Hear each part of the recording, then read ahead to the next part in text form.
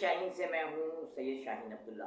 पाकिस्तान के मौजूदा political scenario में अगर पाकिस्तान में रहने वाली पांचों कौमें अपने मुस्तकबिल को देखें तो जो कौम सबसे ज़्यादा परेशान और मायूसी का शिकार है, ये वही कौम है जिसने पाकिस्तान को बनाया था। मेरा मतलब है उर्दू स्पीकिंग कम्युनिटी।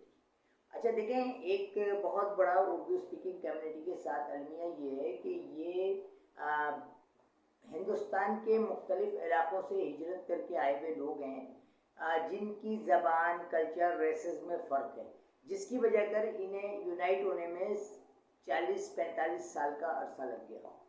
और जब इनको यूनाइट किया गया तो वो कुव्वतें जो जानती हैं कि पाकिस्तान की सर्वाइवल और उर्दू स्पीकिंग की सर्वाइवल एक साथ है। मैं थोड़ा सा आपको वजाहत से बता दूं, जब तहरीक पाकिस्तान चली 35 से 40 लोगों ने कुर्बानियाँ दी, 35 से 40 लाख लोगों ने कुर्बानियाँ दी। और उस वक्त जो ये पाकिस्तान था, इसकी कुल कीमत से ज़्यादा एक एक नवाब ने अपनी तिजोरी में पैसे छोड़े, जवाहरात छोड़े, दौलत छोड़ी, एक एक नवाब ने। और ऐसे हज़ारों नवाब जो है वो हिंदुस्तान से माइग्रेट करके आ गए। जब माइग्रेट करके यहाँ आए तो यहाँ के लोगों ने, खसूसन पंजाब ने, उनको वेलकम कहा। न सिर्फ वेलकम कहा बल्कि पंजाब में उन्हें अंसार व मक्का के जो अंसार थे, अंसार व माजरीन की अमली नमूना दिखाया गया कि पंजाब के जो लोग थे उन्होंने अपने दिलों में जगह दी, अपने घरों में जगह दी। चूँकि वो भी आफतज़दा थे, वो भी मुसीबत से सताए हुए लोग थे, उनको भी सिखों से बहुत ज़्यादा थ्रेट थी, उनको भी हिंदुओं से बहुत ज़्यादा थ्रेट थी। लेकिन खैबर पख्तूनख्वा में ऐसा नहीं था, बलूचिस्तान में ऐसा बिल्कुल नहीं था। और सिंध में तो टोटल 6% मुसलमान थे, हिंदू मुसलमान, सिंधी मुसलमान थे, बाकी तो सब के सब हिंदू थे। अब वो जो 6% थे, ये भागने वाले 92% या 94% हिंदू जमींदारों की जायदादों के मालिक बन बैठे। जबकि 1948 में एक मुआहदा हुआ था जिसमें पंडित जवाहरलाल नेहरू और कायद आजम के दस्तखत थे कि जो यहाँ से हिंदू जिम्मेदार अपनी चीज़ें छोड़ के जा रहे हैं, वो चीज़ें उन लोगों को दी जाएंगी जो वहाँ से अपनी जायदादें, अपनी रियाया, अपनी महल, अपने मकानात, अपनी हवेलियाँ छोड़ कर आए। तो क्या ऐसा हुआ? 1964 में जस्ट आफ्टर 18 ईयर्स पाकिस्तान में एवीक्यू बोर्ड बना दिया गया।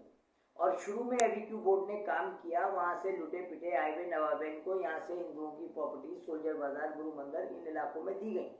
लेकिन उसके बाद उस वक्त तक सिंधी एलिमेंट जो है वो बहुत ज़्यादा एक्टिवेट नहीं थे, क्योंकि मुसलमान सिंधियों की तादाद थी 6%, और 6% में पढ़ा लिखा खानदान सिर्फ 2-3 था। तो वो उन्होंने तो गुंडागर्दी नहीं की, लेकिन पंजाब के वो लोग जो फौज में थे उन्होंने आकर के उन प्रॉपर्टीज पे कब्जा करना शुरू किया। और फिर उसके बाद ये मामला चलते रहे। एवीक्यू बोर्ड का दफ्तर जो है वो लाहौर मुंतकिल कर दिया गया। उस पर सिंधी जय सिंध को एतराज़ात हुए कि ये सिंध पाकिस्तान जो है। अच्छा, एक बात मैं वजाहत से बता दूं, तारीखी हकीकत ये है कि कराची कभी भी सिंध का हिस्सा था नहीं। 1946 में पार्टीशन से एक साल पहले नवाब बंबोर ने कराची का साइली पट्टी लीज पे ली थी। मैं जो बात कह रहा हूँ इसके तारीखी एविडेंस मौजूद है। टावर बहुत पुराना बना हुआ है, जो टावर पे जो मोनूमेंट बना हुआ है उसमें बेसमेंट में देखे एक तख्ती लगी हुई है जहाँ पे कराची को बॉम्बे का हिस्सा, बॉम्बे की राजधानी डिक्लेयर किया गया।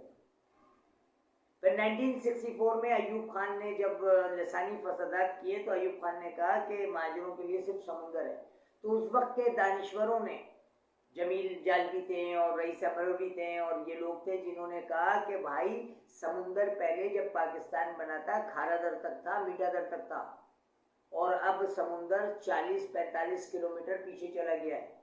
तो इसका मतलब है इन महाजरीन को तो समुंदर भी जगह दे रहा है। फिर तुम्हारे दिलों में ये स्याही क्यों है? तुम अब बैठ के जरदारी साहब कहते हो कि जी आप तो वहां से भाग कर आए थे। अरे जाहिल आदमी, तारीख पढ़ो, तारीख पढ़ो। तुम उन नवाब की रखेलों की औलाद हो, उनकी नस्लें हो, जिनका नाम तुम्हें लेने से पहले 10 दफा सोचना चाहिए। पाकिस्तान बनाया किसने? उर्दू स्पीकिंग ने। कौन सी तहरीक चली थी सिंध में? कौन सी तहरीक चली थी बलूचिस्तान में? लाहौर, मुल्तान, वहां तो तहरीक चली है। पंजाब तो पाकिस्तान बनाने में अमलन शामिल था, लेकिन खैबर पख्तूनख्वा खान अब्दुल वली खान के वालिद खान गफ्फार खान उर्फ बाचा खान कहता था कि नहीं जी, हमें तो बिल्कुल अफगानिस्तान में रहना है, इस पाकिस्तान में हमें रहना ही नहीं। ग्रेटर अफगानिस्तान का मंसूबा दिया। सिंध के सिंधी नेशनलिस्टों ने जय सिंध का नारा दिया। बलूचिस्तान आज तक पाकिस्तान को तस्लीम नहीं करता है। पाकिस्तान को बनाने में, संभालने में सिर्फ एक कौम का किरदार है, वो है उर्दू स्पीकिंग। जरदारी माफिया ने आने के बाद सन 2012 से पाकिस्तान पीपल्स पार्टी के जरिए से सिंध की तकसीम का अमली नमूना दे दिया। 1986 में आर्मी इंटेलेक्चुअल्स ने सिंध को दही और शहरी हिस्सों में डिवाइड कर दिया था, ताकि जीएम सैयद साहब का नारा कि सिंधु देश हमारा है, सिंधु देश बन के रहेगा, वो खत्म हो जाए, और यही हुआ। 1986 के बाद से 1996 और 2004-2005 तक सिंधी बटेरे जिनका प्रोफेशन सिर्फ डकैती था, जिनके पास डकैती के अलावा कोई कारोबार नहीं था, अगवा बराए तावान था, उन लोगों को असेंबलियों में जगह दी गई। और 1996 के बाद वो लोग, उस वक्त तक ये होता था कि वो टूल प्लाजा क्रॉस करने के बाद सिंधी डोबी बगल में छुपा लेते थे, कराची आने से इतने खौफजदा होते थे। फिर इस ब्यूरोक्रेसी को जरदारी माफिया और इम्तियाज शेख जैसे लोगों ने ट्रेंड किया और आर्मी को लड़ा दिया जिनापुर को लेकर, जो कि एक ब्रिगेडियर अख्तर जामिन की फर्जी कहानी थी। और इसी तरह 18-20 साल बाद उसने कहा कि नहीं जी, जिनापुर की कोई हकीकत नहीं थी, ये हमने एमक्यू पे चार्ज लगाया था। बिल्कुल वैसे ही जैसे 2012 में साइड एरिया में एक फैक्ट्री जलती है और 2015 में उस फैक्ट्री का पूरा मलबा एमक्यू पे डाल दिया जाता है कि भत्ते के लिए 260 अफराद मारे, और बाद में 2026 में उन 2 अफराद को, जुबैर चरिया को और इरफान को, सुप्रीम कोर्ट ऑफ पाकिस्तान ने बाइज्जत बरी किया कि नहीं जी, एमक्यूएम का कोई ताल्लुक नहीं है। और उसमें chief justice of high court का एक उस फैसले में, जिसको चैलेंज किया गया था, एक पैराग्राफ था कि एमक्यूएम पे पाबंदी लगाई, उस पे सुप्रीम कोर्ट बरहम हो गया कि चीफ जस्टिस ने किस लिसानी बुनियाद पर यह फैसला किया और एमक्यूएम पे से पाबंदी है।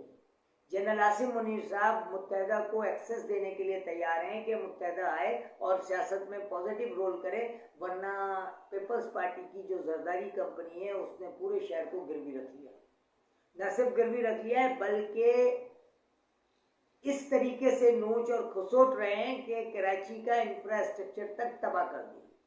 सारे अदारे, केडीए, एसबीसीए बुनियादी तौर पे केबीसीए है, कराची बिल्डिंग कंट्रोल अथॉरिटी।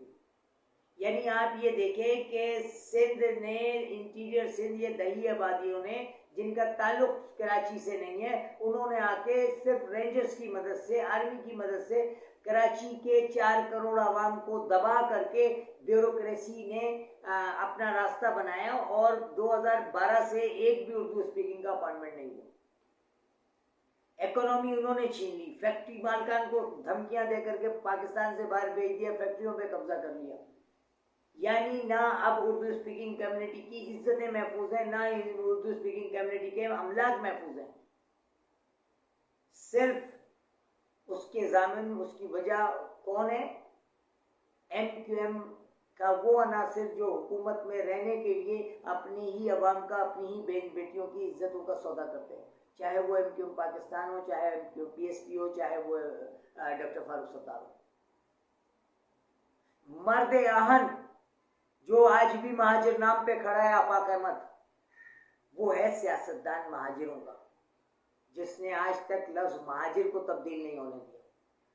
और इस कौम की पहचान है, अगर अल्ताफ हुसैन उसको गले लगा करके कराची की क़यादत को संभाले तो वो दिन दूर नहीं जब ये ब्यूरोक्रेसी यहाँ से भागेगी। शाहराह भुट्टो बनाने का मतलब ये नहीं है कि आप इंटीरियर से आएंगे और डिफेंस डायरेक्ट बाला बाला चले जाएंगे। क्या शाहराह भुट्टो सुरजानी के पीछे से नहीं गुजर रही है? क्या शाहराह भुट्टो बल्दिया के पीछे से नहीं गुजर रही है? तो अरबाब अख्तियार को इन तमाम चीज़ों को मद्देनज़र रखते हुए फैसले करने चाहिए, क्योंकि 4-5 करोड़ आवाम को आप समुद्र में नहीं फेंक सकते इस कराची पे कब्जा करने के लिए। और तुमने यही साजिश की, यही कोशिश की कि बेयारो मददगार बना के इस कौम को, लेकिन शायद तुमने तारीख नहीं पढ़ी है क्योंकि जाहिल हो तुम।